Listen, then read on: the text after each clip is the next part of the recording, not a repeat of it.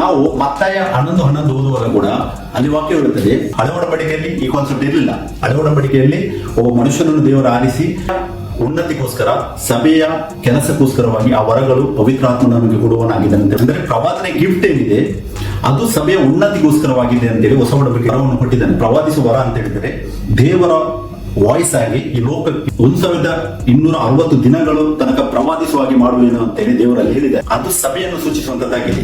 ಯೋಹನ 10:16 ಯೇಸು ಕ್ರಿಸ್ತನ ಲೋಕದಲ್ಲಿದ್ದಾಗ ತನ್ನ ಶಿಷ್ಯಂದರಿಗೆ ಹೇಳಿದ ಮಾತೇನು, ಇನ್ನೊಂದು 10:10 ನೋಡಿದ್ದು, ಜನಾಂಗಗಳ ಮೇಲೆಯೂ ರಾಜ್ಯಗಳ ಮೇಲೆ ನಿನ್ನನ್ನು ನೇಮಿಸಿದ್ದೇನೆ ಅಂತ ಹೇಳಿದರೆ, ಈ ಒಬ್ಬ ಮನುಷ್ಯಗೆ ಬಂದು ರೆಪ್ರೆಸೆಂಟ್ ಮಾಡ್ತಾ ಇದ್ದ ಆ ತರ ಹೊಸ ಒಡಂಬಡಿಕೆಯಲ್ಲಿ ಮಾಡುವುದಿಲ್ಲ. ನಾವೆಲ್ಲರೂ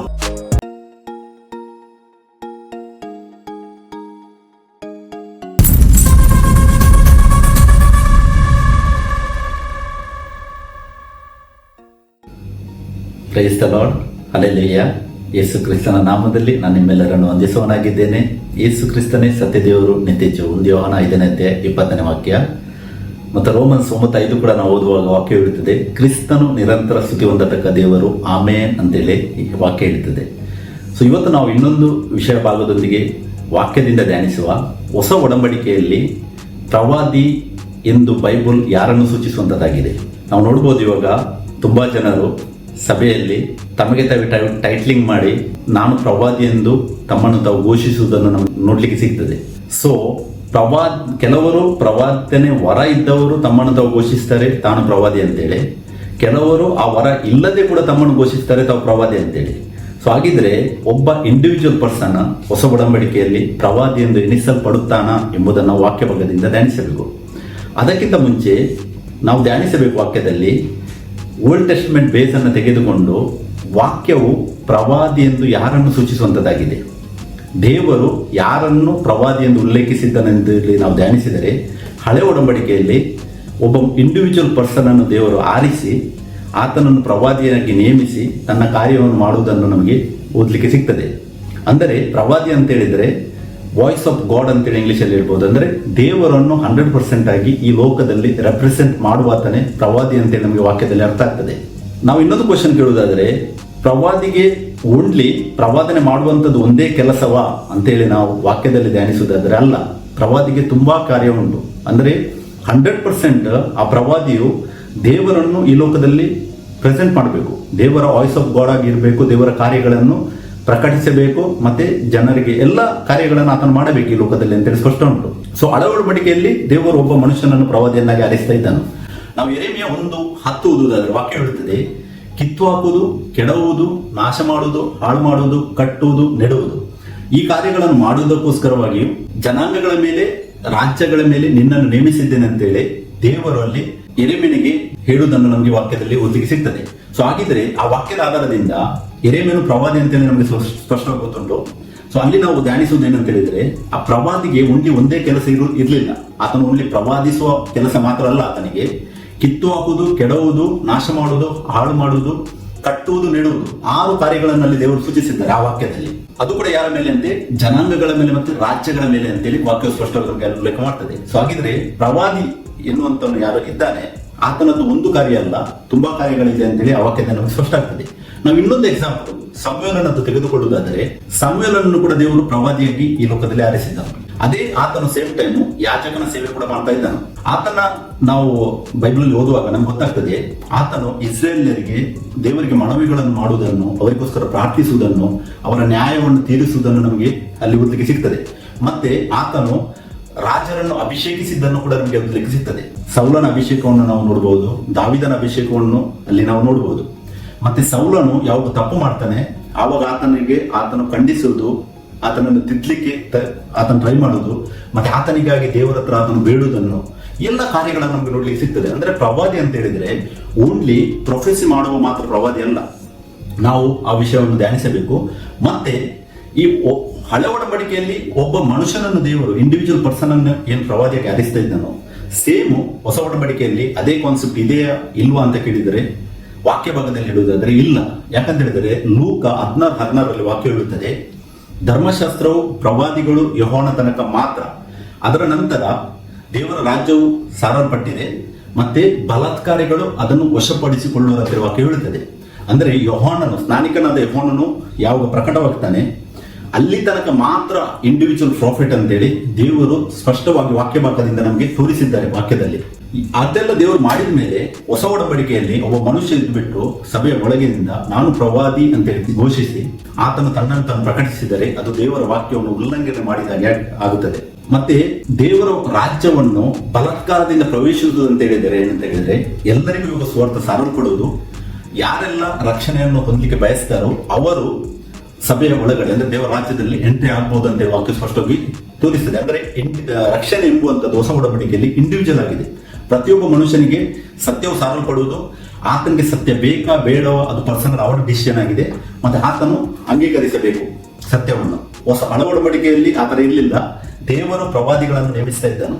ಯೆರೆಮೀಯನನ್ನು ದೇವರು ಆರಿಸಿದ್ದು, ಸಮುವೇಲನನ್ನು ದೇವರು ಆರಿಸಿದ್ದು, ಅಬ್ರಾಮನನ್ನು ದೇವರು ಆರಿಸಿದ್ದು. ಇದೆಲ್ಲ ತುಂಬಾ ಡೀಪ್ ಇದೆ, ನಾನು ಅಷ್ಟು ಡೀಪಲ್ಲಿ ಹೋಗುದಿಲ್ಲ. ಓಕೆ, ಮತ್ತೆ ನಾವು ಮತ್ತಾಯ 11:11 ಓದುವಾಗ ಕೂಡ ಅಲ್ಲಿ ವಾಕ್ಯ ಹೇಳುತ್ತದೆ, ಸ್ತ್ರೀಯಲ್ಲಿ ಹುಟ್ಟಿದವರಲ್ಲಿ ಯೋಹಾನನು ಶ್ರೇಷ್ಠವಾಗಿದ್ದಾನೆ, ಆದರೆ ದೇವರ ರಾಜ್ಯದಲ್ಲಿ ಚಿಕ್ಕವರಲ್ಲಿ ಚಿಕ್ಕವರು ಕೂಡ ಆ ಸ್ತ್ರೀಯಲ್ಲಿ ಹುಟ್ಟಿದವನಿಗಿಂತಲೂ ಹೆಚ್ಚಿನವನಾಗಿದ್ದಾನೆ ಅಂತ ವಾಕ್ಯ ಹೇಳುತ್ತದೆ.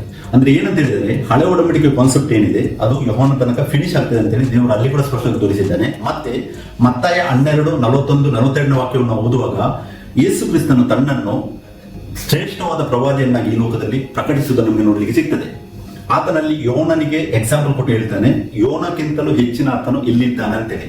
ಇಸ್ರೇಲ್ ಲೆಕ್ಕದಲ್ಲಿ ಯೋನ ಒಬ್ಬ ದೊಡ್ಡ ಸಕ್ಸಸ್ಫುಲ್ ಪ್ರಾಫಿಟ್ ಅವನು. ಯಾಕೆಂತ ಹೇಳಿದ್ರೆ ಯೋನ ನಿನೆವೆ ಪಟ್ಟಣಕ್ಕೆ ಹೋಗಿ ಆತನಲ್ಲಿ ಅವರಿಗೆ ಸುವಾರ್ತೆಯನ್ನು ಸಾರಿ ಫುಲ್ಲು ಆ ಊರೇನಿದೆ, ನಿನೆವೆ ಪಟ್ಟಣ ಏನಿದೆ, ಎಲ್ಲರೂ ಪಶ್ಚಾತ್ತಾಪ ಪಟ್ಟು ದೇವರ ಕಡೆಗೆ ತಿರುಗುವುದನ್ನು ಅಲ್ಲಿ ನಮಗೆ ನೋಡಲಿಕ್ಕೆ ಸಿಗ್ತದೆ. ಸೊ ಇಸ್ರೇಲರ ಲೆಕ್ಕದಲ್ಲಿ ಯೋನ ಏನಿದ್ದಾನೆ is one of the greatest prophet. But ಯೇಸು ಕ್ರಿಸ್ತರು ಹೇಳ್ತಾರೆ ಆ ಯೋನಕ್ಕಿಂತಲೂ ಹೆಚ್ಚಿನ ಆತನು ನಾನು ಇಲ್ಲಿದ್ದೇನೆ ಅಂತೇಳಿ ತನ್ನನ್ನು ಪ್ರಕಟಿಸಿದ್ದಾನೆ. ಸೊ ಇವಾಗ ಹೊಸ ಒಡಂಬಡಿಕೆಯಲ್ಲಿ ಆ ಹೆಚ್ಚಿನನಾದ ಪ್ರಾಫಿಟ್ ಯೇಸು ಕ್ರಿಸ್ತನು ಏನಿದ್ದಾನೆ ಆತನು ಇವಾಗ ನಮ್ಮ ಒಳಗೆ ವಾಸ ಮಾಡ್ತಾ ಇದ್ದಾನೆ. ನಮ್ಮ ಒಳಗೆ ಅಂತ ಹೇಳುವಾಗ ಯಾರೆಲ್ಲ ದೇವರ ರಾಜ್ಯಕ್ಕೆ ಪ್ರವೇಶಿಸಿದ್ದಾರೋ ಅವರ ಎಲ್ಲರ ಒಳಗಡೆ ದೇವರು ವಾಸ ಮಾಡ್ತಾ ಇದ್ದಾನೆ. ಆದ್ರೆ ಹಳೆ ಒಡಂಬಡಿಕೆಯಲ್ಲಿ ಈ ಕಾನ್ಸೆಪ್ಟ್ ಇರಲಿಲ್ಲ. ಹಳೆ ಒಡಂಬಡಿಕೆಯಲ್ಲಿ ಒಬ್ಬ ಮನುಷ್ಯನನ್ನು ದೇವರು ಆರಿಸಿ ಆತನ ಮೇಲೆ ಇಳಿದು ಬಂದು ಆತನ ಮುಖಾಂತರವಾಗಿ ಕಾರ್ಯವನ್ನು ಮಾಡುವುದನ್ನು ನಮಗೆ ನಾವು ಓದಲಿಕ್ಕೆ ಸಿಗ್ತದೆ. ಆದ್ರೆ ಹೊಸ ಒಡಂಬಡಿಕೆಯಲ್ಲಿ ಎಫೆಸ 1:13 ವಾಕ್ಯದ ಪ್ರಕಾರ ವಾಕ್ಯವೇನು ಹೇಳುತ್ತದೆ, ಸತ್ಯ ಸುವಾರ್ತೆಯನ್ನು ಯಾರು ಕೇಳ್ತಾರೆ, ಯೇಸು ಕ್ರಿಸ್ತನಲ್ಲಿ ನಂಬಿಕೆ ಇಡ್ತಾರೆ, ಅವರಿಗೆ ಪವಿತ್ರಾತ್ಮನ ವಾಗ್ದಾನ, ಪವಿತ್ರಾತ್ಮನ ಮುದ್ರೆಯನ್ನು ಅವರು ಹೊಂದುತ್ತಾರೆ ಅಂತ ವಾಕ್ಯ ಹೇಳುತ್ತದೆ. ಮತ್ತೆ ಅದೇ ನಾವು 1 ಕೊರಿಂಥದಲ್ಲಿ ಕೂಡ 12ನೇ ವಾಕ್ಯದಲ್ಲಿ 12ನೇ ಅಧ್ಯಾಯದಲ್ಲಿ ಓದಲಿಕ್ಕೆ ಸಿಗ್ತದೆ ನಮಗೆ. ಯಾಕಂತ ಹೇಳಿದ್ರೆ ನಾವು ಹೊಸ ಒಡಂಬಡಿಕೆಯಲ್ಲಿ ಕ್ರಿಸ್ತನಲ್ಲಿ ಎಲ್ಲರೂ ಒಂದಾಗಿದ್ದಾರೆ. ಸೊ ಹಾಗಿದ್ರೆ ಪ್ರವಾದನೆ ವರ ಮತ್ತೆ ಪ್ರವಾದಿ ಎರಡು ಬೇರೆ ಬೇರೆ ಕಾನ್ಸೆಪ್ಟ್ ಆಗಿದೆ. ಪ್ರವಾದನೆ ವರ ಬೈಬಲ್ ಹೇಳ್ತದೆ ನಮಗೆ. ನಾವು 1 ಕೊರಿಂಥ 12ನೇ ಅಧ್ಯಾಯ ಓದುವಾಗ ಆ ಟೈಟಲ್ ಓದಿದರೆ ಅಲ್ಲಿ 9 ವರಗಳ ಬಗ್ಗೆ ಬೈಬಲ್ ಉಲ್ಲೇಖ ಮಾಡ್ತದೆ. ಆ 9 ವರಗಳು ಅಲ್ಲಿ ಉಲ್ಲೇಖವಾಗಿದೆ. ಸಭೆಯ ಉನ್ನತಿಗೋಸ್ಕರ, ಸಭೆಯ ಕೆಲಸಕ್ಕೋಸ್ಕರವಾಗಿ ಆ ವರಗಳು ಪವಿತ್ರಾತ್ಮನ ನಮಗೆ ಕೊಡುವನಾಗಿದ್ದಾನೆ ಅಂತ ವಾಕ್ಯ ಹೇಳುತ್ತದೆ. ಸೊ ಹಾಗಿದ್ರೆ ನೀವು ಕೇಳ್ಬೋದು, ಅಪೊಸ್ತಲ ಕೃತ್ಯ 11:28 ಅಗಬನ್ ಎಂಬ ಒಬ್ಬ ಪ್ರವಾದಿ ಅಲ್ಲಿ ಇದ್ದಾನೆ ಅಂತ ವಾಕ್ಯ ಸೂಚಿಸ್ತದೆ. ಆತನು ಅಲ್ಲಿ ಪ್ರವಾದಿಸ್ತಾನೆ. ಆತನು ಪ್ರವಾದಿಸುವುದು ಯಾಕೆ ಅಂತೇಳಿ ನಾವು ಧ್ಯಾನಿಸುವುದಾದರೆ ಅಲ್ಲಿ ವಾಕ್ಯವು ಉಲ್ಲೇಖ ಮಾಡ್ತದೆ, ಕ್ಷಾಮ ಬರುವುದಿತ್ತು, ಆ ಲೋಕಕ್ಕೆ ಕ್ಷಾಮ ಬರುವುದನ್ನು ಆತನ ಮುಖಾಂತರ ದೇವರು ಪ್ರಕಟಿಸ್ತಾನೆ. ಆಗ ಅವರೇನ್ ಮಾಡ್ತಾರೆ, ಸಭೆಯವರು ಒಟ್ಟಿಗೆ ಸೇರಿ ಹಣವನ್ನು ಕಲೆಕ್ಟ್ ಮಾಡಿ ಯಾರ್ಯಾರಿಗೆ ಅಗತ್ಯವಿದೆ ಅವರಿಗೆ ಅಲ್ಲಿ ಕೊಡುವುದನ್ನು ನಮಗೆ ನೋಡಲಿಕ್ಕೆ ಸಿಗ್ತದೆ. ಅಂದ್ರೆ ದೇವರು ಮುಂಚಿತವಾಗಿ ಸಭೆಗೆ ಒಂದು ಸೂಚನೆಯನ್ನು ಕೊಡುವುದನ್ನು ಅಲ್ಲಿ ಒಂದು ಆ ಪ್ರವಾದಿಸುವ ಆ ಗಿಫ್ಟ್ ಇದ್ದ ಅಗಬನ್ ಎಂಬ ಓದಲಿಕ್ಕೆ ಸಿಗ್ತದೆ. ಅದೇ ರೀತಿ ಅಪೊಸ್ತಲ ಕೃತ್ಯಗಳು 21ನೇ ಅಧ್ಯಾಯ ಕೂಡ ನಾವು ಓದುವಾಗ 9-10ನೇ ವಾಕ್ಯದಲ್ಲಿ ಹೇಳ್ತದೆ, ಫಿಲಿಪ್ಪನಿಗೆ 4 ಜನ ಹೆಣ್ಣು ಮಕ್ಕಳಿದ್ದರು, ಅವರು ಕೂಡ ಏನ್ ಮಾಡುತ್ತಾರೆ, ಅವರು ಪ್ರವಾದಿಸುವರಾಗಿದ್ದಾರೆ ಅಂತ ವಾಕ್ಯ ಹೇಳ್ತದೆ. ಮತ್ತೆ ಇನ್ನು ಅದೇ ಅಪೊಸ್ತಲ ಕೃತ್ಯ 21:10ನೇ ವಾಕ್ಯ ನಾವು ಓದುವಾಗ ಸೇಮ್ ಅಗಬನ್ ಎಂಬ ಆ ಪ್ರೊಫೆಸ್ ಮಾಡುವ ಏನಿದ್ದಾನೋ ಅವನು ಅಲ್ಲಿ ಏನ್ ಮಾಡ್ತಾನೆ, ಪೌಲನಿಗೆ ಬರುವಂತಹ ಕಷ್ಟಗಳನ್ನು ಆತನು ಮೊದಲೇ ಸೂಚಿಸುವಂತಾಗಿದೆ. ಅಂದ್ರೆ ಪ್ರವಾದನೆ ಗಿಫ್ಟ್ ಏನಿದೆ ಅದು ಸಭೆಯ ಉನ್ನತಿಗೋಸ್ಕರವಾಗಿದೆ ಅಂತೇಳಿ ಹೊಸ ಒಡಂಬಡಿಕೆ ಸ್ಪಷ್ಟ ತೋರಿಸ್ತದೆ. ಮತ್ತೆ ಸಭೆಯ ಗಿಫ್ಟ್, ಆ ಪ್ರವಾದಿಯ ಗಿಫ್ಟ್ ಅನ್ನು ಯಾರು ಹೊಂದಿದ್ದಾರೆ ಅವರು ತಮ್ಮನ್ನು ತಾವು ಪ್ರವಾದಿಯನ್ನಾಗಿ ಸೂಚಿಸುವುದು ವಾಕ್ಯ ಭಾಗದಲ್ಲಿ ತಪ್ಪಾಗುತ್ತದೆ. ಯಾಕಂತ ಹೇಳಿದ್ರೆ ನಾವೆಲ್ಲರೂ ಕ್ರಿಸ್ತನ ದೇಹದಲ್ಲಿ ಒಂದೇ ಆಗಿದ್ದೇವೆ ಅಂತೇಳಿ 1 ಕೊರಿಂಥ 12ನೇ ಅಧ್ಯಾಯ 13ನೇ ಅಧ್ಯಾಯ 14ನೇ ಅಧ್ಯಾಯದಲ್ಲಿ ಪೌಲನು ಸ್ಪಷ್ಟವಾಗಿ ಉಲ್ಲೇಖ ಮಾಡಿದ್ದಾನೆ. ನಾವೆಲ್ಲರೂ ಒಂದೇ ದೇಹದ ಅಂಗವಾಗಿದ್ದೇವೆ.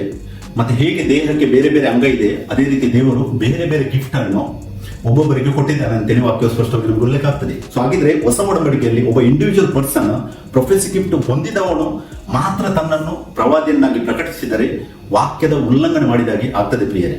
ಯಾಕಂತ ಹೇಳಿದ್ರೆ ದೇವರು ಹೊಸ ಒಡಂಬಡಿಕೆಯಲ್ಲಿ ಒಂದು ಸಭೆಯನ್ನು ಪ್ರವಾದಿಯನ್ನಾಗಿ ಪ್ರಕಟಿಸಿದ್ದಾನೆ. ಇವಾಗ ದೇವರ ಸ್ವರವಾಗಿ ಯಾರು ಕಾರ್ಯವನ್ನು ಮಾಡ್ತಾ ಇದ್ದಾರೆ ಅಂತೇಳಿ ನಿಮ್ಮನ್ನೇ ನೀವು ಧ್ಯಾನಿಸಿ. ನಾವೆಲ್ಲರೂ ಅಂತ ಹೇಳಿದರೆ ಯಾವಾಗ ಸಭೆ ಸ್ಥಾಪನೆ ಆಗಿದೆ, ಪೆತ್ರನು ಮತ್ತೆ ಪೌಲನು ಇವರೆಲ್ಲರನ್ನು ಹಿಡಿದುಕೊಂಡು ಇಲ್ಲಿ ತನಕ ನಮ್ಮ ತನಕ ಇನ್ನು ಮುಂದೆ ಗೊತ್ತಿಲ್ಲ ನನಗೆ, ಇನ್ನೂ ಬರುವವರು ಯಾರೆಲ್ಲ ಕ್ರಿಸ್ತನ ದೇಹದಲ್ಲಿದ್ದಾರೆ ಅವರೆಲ್ಲರೂ ದೇವರವರಿಗೆ ಪ್ರವಾದಿಸುವ ವರವನ್ನು ಕೊಟ್ಟಿದ್ದಾನೆ. ಪ್ರವಾದಿಸುವ ವರ ಅಂತ ಹೇಳಿದರೆ ದೇವರ ವಾಯ್ಸ್ ಆಗಿ ಈ ಲೋಕಕ್ಕೆ ಟೆಸ್ಟಿಫೈ ಮಾಡುವಂತೆ ದೇವರು ಪ್ರತಿಯೊಬ್ಬರನ್ನು ಅರಿಸಿದ್ದಾನೆ. ದೊಡ್ಡವರು ಚಿಕ್ಕವರು ದೇವರ ರಾಜ್ಯದಲ್ಲಿ ಯಾರಿಲ್ಲ, ಎಲ್ಲರೂ ಸಮಾನತೆಯನ್ನು ಹೊಂದಿದವರಾಗಿದ್ದಾರೆ. ನಾವು ಅದನ್ನು ಧ್ಯಾನಿಸಬೇಕು. ಯಾಕಂದ್ರೆ ಪೌಲನು ಹೇಳ್ತಾನೆ, ಪ್ರವಾದನೆ ವರ ಇದ್ದವರು ಮಾತ್ರ ಪ್ರವಾದಿಸಲಿ, ಎಲ್ಲರಿಗೂ ಪ್ರವಾದನೆ ಮಾಡ್ಲಿಕ್ಕೆ ಆಗುದಿಲ್ಲ.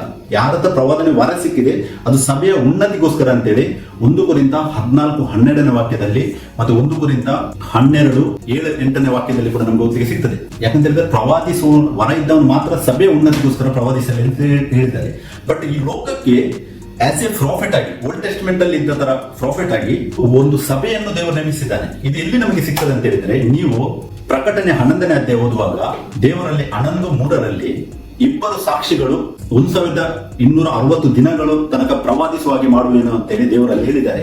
ಆ 2 ಸಾಕ್ಷಿಗಳು ಏನನ್ನು ಸೂಚಿಸ್ತದೆ ಅಂತೇಳಿ ಪ್ರಕಟಣೆ 11:10 ನಮಗೆ ಗೊತ್ತಾಗ್ತದೆ. ಅಲ್ಲಿ ಉಲ್ಲೇಖವಾಗಿದೆ ಆ 2 ಸಾಕ್ಷಿಗಳೇ 2 ಪ್ರವಾದಿಗಳಂತೇಳಿ ಉಲ್ಲೇಖವಾಗಿದೆ. ಅಲ್ಲಿ ದೇವರು ಪ್ರವಾದಿ ಅಂತೇಳಿ ಉಲ್ಲೇಖ ಮಾಡುವುದು ಒಬ್ಬ ಇಂಡಿವಿಜುವಲ್ ಪರ್ಸನ್ ಅಲ್ಲ, ಅದು ಸಭೆಯನ್ನು ಸೂಚಿಸುವಂತದ್ದಾಗಿದೆ. ನೀವು ಯೋಹನ 10:16 ನಾವು ಓದುವಾಗ ಯೋಹನ 10:16 ದೇವರು ಯೇಸು ಕ್ರಿಸ್ತನ ಲೋಕದಲ್ಲಿದ್ದಾಗ ತನ್ನ ಶಿಷ್ಯಂದರಿಗೆ ಹೇಳಿದ ಮಾತೇನು, ಇನ್ನೊಂದು ಹಿಂಡು ಇದೆ ಅದನ್ನು ಒಳಗೆ ತರಬೇಕಂತೇಳಿ ನಮ್ಮ ಬಗ್ಗೆ ಆತನ ಅಲ್ಲಿ ಉಲ್ಲೇಖ ಮಾಡ್ತಾನೆ. ಇಸ್ರೇಲಿಯರ ಒಂದು ಗುಂಪು ಮತ್ತೆ ಅನ್ಯ ಜಾತಿಯ ಒಂದು ಗುಂಪು, 2 ಗುಂಪುಗಳನ್ನು ಒಂದು ಸೇರಿಸಿ ಕೊನೆಗೆ ಒಂದೇ ಕ್ರಿಸ್ತನ ದೇಹ ಆಗುವುದು, ಆದ್ರೆ 2 ಬೇರೆ ಬೇರೆ ಅಂಗವಾಗಿ ಒಳಗೆ ಬರುವುದನ್ನು ನಮಗೆ ನೋಡ್ಲಿಕ್ಕೆ ಸಿಗ್ತದೆ. ಸೊ ಪ್ರಕಟಣೆ 11:3 2 ಸಾಕ್ಷಿಗಳು, ಅದು 2 ಸಭೆ, 2 ಪ್ರವಾದಿ ಸಭೆ ಅಂತೇಳಿ ಅಲ್ಲಿ ಸ್ಪಷ್ಟವಾಗಿ ದೇವರು ವಾಕ್ಯ ಭಾಗದಿಂದ ನಮಗೆ ಉಲ್ಲೇಖ ಮಾಡಿದ ನಮಗೆ ಓದಲಿಕ್ಕೆ ಸಿಗ್ತದೆ. ಅಲ್ಲಿ ಅವ್ರಿಗೆ ಉಲ್ಲೇಖ ಮಾಡುವಾಗ ಅವರಿಬ್ಬರು ಆಲಿವ್ ಟ್ರೀಸ್ ಮತ್ತೆ ಲ್ಯಾಂಪ್ ಸ್ಟ್ಯಾಂಡ್ ಅಂತೇಳಿ ಅವ್ರಿಗೆ ಉಲ್ಲೇಖವಾಗಿದೆ ವಾಕ್ಯ. ಆಲಿವ್ ಟ್ರೀಸ್ ಅಂತ ಹೇಳಿದರೆ ಅಭಿಷಿಕ್ತರು. ಇವಾಗ ಸಭೆಯಲ್ಲಿ ಇದ್ದವರು ಎಲ್ಲರೂ ಅಭಿಷಿಕ್ತರು ಅಂತೇಳಿ ಎಫೆಸ 1:13 ನಮಗೆ ವಾಕ್ಯದಿಂದ ಸ್ಪಷ್ಟವಾಗಿ ಅರ್ಥ ಆಗ್ತದೆ. ಮತ್ತೆ ಇನ್ನೊಂದು ಲ್ಯಾಂಪ್ ಸ್ಟ್ಯಾಂಡ್ ಅಂದ್ರೆ 2 ದೀಪಗಳು ಲ್ಯಾಂಪ್ ಸ್ಟ್ಯಾಂಡ್ ಅಂತೇಳಿ ಹೇಳಿದ್ದಾರೆ. ಆ ಲ್ಯಾಂಪ್ ಸ್ಟ್ಯಾಂಡ್ ಏನಾಗಿದೆ ಅಂತ ಹೇಳಿದರೆ ಮತ್ತಾಯ 5:14 ನಮಗೆ ಓದಲಿಕ್ಕೆ ಸಿಗ್ತದೆ. ಅಲ್ಲಿ ದೇವರು ನೀವು ಲೋಕಕ್ಕೆ ಬೆಳಕಾಗಿದ್ದೀರಿ, ಗುಡ್ಡದ ಮೇಲೆ ಕಟ್ಟಿರುವವರು ಮರೆ ಆಗಿರಲಾರದು ಅಂತೇಳಿ ಒಂದು ಗ್ರೂಪ್ ಅನ್ನು, ಶಿಷ್ಯಂದಿರ ಗ್ರೂಪ್ ಅನ್ನು ಆತನು ಅಲ್ಲಿ ಸೂಚಿಸುವ ನಮಗೆ ನೋಡ್ಲಿಕ್ಕೆ ಇರ್ತದೆ. ಸೊ ಅದಕ್ಕೆ ಹೊಸ ಒಡಂಬಡಿಕೆಯಲ್ಲಿ ಒಬ್ಬ ಇಂಡಿವಿಜುವಲ್ ಮನುಷ್ಯ ಪ್ರಾಫಿಟ್ ಅಲ್ಲ. ಓಲ್ಡ್ ಟೆಸ್ಟ್ಮೆಂಟ್ ಕಾನ್ಸೆಪ್ಟ್ ಪ್ರಕಾರ ಹೊಸ ಒಡಂಬಡಿಕೆಯಲ್ಲಿ ದೇವರು ಈ ಲೋಕದಲ್ಲಿ, ಅಲ್ಲಿ ನಾವು ಯೆರೆಮೀಯ 1:10 ನೋಡಿದ್ದು ಜನಾಂಗಗಳ ಮೇಲೆಯೂ ರಾಜ್ಯಗಳ ಮೇಲೆ ನಿನ್ನನ್ನು ನೇಮಿಸಿದ್ದೇನೆ ಅಂತ ಹೇಳಿದರೆ, ಇವಾಗ ಜನಾಂಗಗಳ ಮೇಲೆ ಮತ್ತು ರಾಜ್ಯಗಳ ಮೇಲೆ ಸಭೆಯನ್ನು ದೇವರು ನೇಮಿಸಿದ್ದಾನೆ. ಮತ್ತೆ ಸಭೆಯಲ್ಲಿ ಎಲ್ಲರಿಗೂ ಬೇರೆ ಬೇರೆ ಗಿಫ್ಟ್ ಅನ್ನು ಕೊಟ್ಟಿದ್ದಾನೆ ದೇವರು ಈ ಲೋಕದಲ್ಲಿ ಟೆಸ್ಟಿಫೈ ಮಾಡುವುದಕ್ಕೋಸ್ಕರವಾಗಿ. ಸುವಾರ್ತೆಯನ್ನು ಸಾರುವಾಗ ಎಲ್ಲರಿಗೂ ಅಧಿಕಾರ ಉಂಟು. ಎಲ್ಲರೂ ಸುವಾರ್ತೆಯನ್ನು ಸಾರುವಾಗ ಓಲ್ಡ್ ಟೆಸ್ಟ್ಮೆಂಟ್ ಅಲ್ಲಿ ಒಬ್ಬ ಮನುಷ್ಯಗೆ ಬಂದು ರೆಪ್ರೆಸೆಂಟ್ ಮಾಡ್ತಾ ಇದ್ದ ಆ ತರ ಹೊಸ ಒಡಂಬಡಿಕೆಯಲ್ಲಿ ಮಾಡುವುದಿಲ್ಲ. ನಾವೆಲ್ಲರೂ ದೇವರನ್ನು ರೆಪ್ರೆಸೆಂಟ್ ಮಾಡುವವರಾಗಿದ್ದೇವೆ. ಪ್ರಕಟಣೆ 11:10 ಕೂಡ ಅದೇ ವಾಕ್ಯ ಹೇಳುತ್ತದೆ, 2 ಸಾಕ್ಷಿಗಳು 1460 ಡೇಸ್ ಅಂತ ಹೇಳಿದ್ರೆ, ಒಂದು ಪ್ರೊಫೆಟಿಕ್ ಡೇ ಅಂತ ಹೇಳಿದ್ರೆ 1 ಪ್ರೊಫೆಟಿಕ್ ಇಯರ್ ಅಂತೇಳಿ ತುಂಬಾ ವಾಕ್ಯಗಳುಂಟು. ನಾನು ಅದರಲ್ಲಿ ದೀಪ ಹೋಗುತ್ತಿಲ್ಲ. ಬಟ್ ಅಲ್ಲಿ ಸಭೆ ಅಂತೇಳಿ ಏನು ಉಲ್ಲೇಖವಾಗಿದೆ ಅದು ಪ್ರವಾದಿಯನ್ನು ಸೂಚಿಸುವಂತದ್ದಾಗಿದೆ ಅಂತೇಳಿ ಹೊಸ ಒಡಂಬಡಿಕೆಯಲ್ಲಿ ನಾವು ವಾಕ್ಯವನ್ನು ಅರಿಯಬೇಕು. ಇದರದ್ದು ಇನ್ನೂ ಕ್ಲಾರಿಫಿಕೇಶನ್ ಬೇಕಾದ್ರೆ ಪ್ರಕಟಣೆ 19:20 ನಾವು ಓದುವಾಗ ಅಲ್ಲಿ ವಾಕ್ಯ ಹೇಳುತ್ತದೆ, ಆ ಮೃಗವನ್ನು ಮತ್ತೆ ಆ ಸುಳ್ಳು ಪ್ರವಾದಿಯನ್ನು ದೇವರು ಮೊದಲು ತೆಗೆದು ಬೆಂಕಿಯಲ್ಲಿ ಹಾಕುವುದನ್ನು ನಮಗೆ ಓದಲಿಕ್ಕೆ ಸಿಗ್ತದೆ. ಪ್ರಕಟಣೆ 11:10 2 ಪ್ರವಾದಿಗಳು ಉಲ್ಲೇಖವಾಗಿದೆ, ಅಂದ್ರೆ ಅನ್ಯ ಜಾತಿಯವರು ಮತ್ತೆ ಇಸ್ರಾಯೇಲ್ಯರು.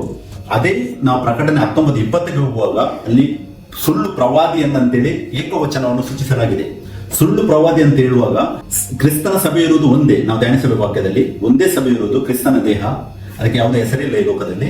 ಆ ಸುಳ್ಳು ಪ್ರವಾದಿ ಅಂತೇಳಿ ಆ ಕೆಟಗರಿಯಲ್ಲಿ ಬರುವವರು ಯಾರಾಗಿದ್ದಾರೆ, ದೇವರ ವಾಕ್ಯವನ್ನು ಉಲ್ಲಂಘಿಸಿ ತಮಗೆ ಬೇಕಾದ ರೀತಿಯಲ್ಲಿ ಮಾಡಿಫೈ ಮಾಡಿ ಯಾರು ಸುಳ್ಳಾದ ಬೋಧನೆಯನ್ನು ಈ ಲೋಕಕ್ಕೆ ಕೊಡುತ್ತಾರೆ ಅವರೆಲ್ಲರೂ ಆ ಕೆಟಗರಿಯಲ್ಲಿ ಬರುವವರಾಗಿದ್ದಾರೆ.